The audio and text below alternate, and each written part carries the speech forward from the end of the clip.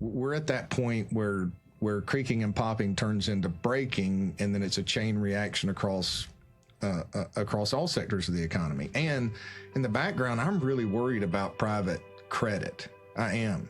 Like it's this massive, like a horror movie in the background. You haven't seen the evil entity yet. I don't like horror movies, by the way, but the best analogy, you haven't seen the evil entity yet, but you know it's there.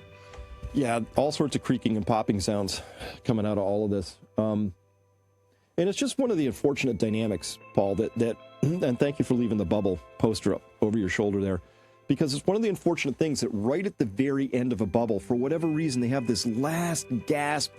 All the things back there have that last, like, super sharp, like, boom, that peak that just sort of, like, shoots up there right at the end.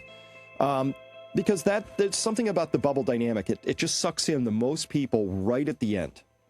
That's what it does. So on that end...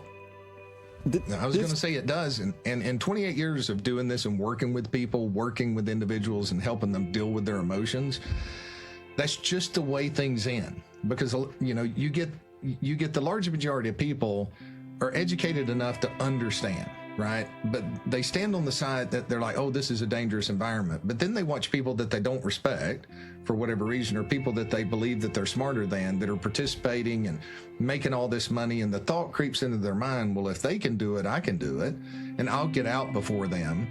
And then they try to get out a couple of times, you know, on these volatility spikes. And then all of a sudden they convince themselves that, hey, this is never going to go down again, or I'm not going to make that same mistake.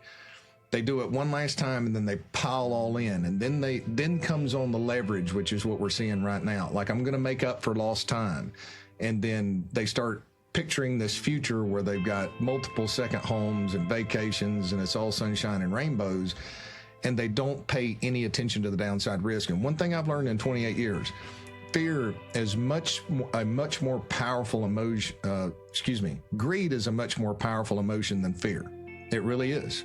I mean, people get scared and they'll react to that, but fear of missing out and that greed that comes along with it overwhelms people at certain periods of time.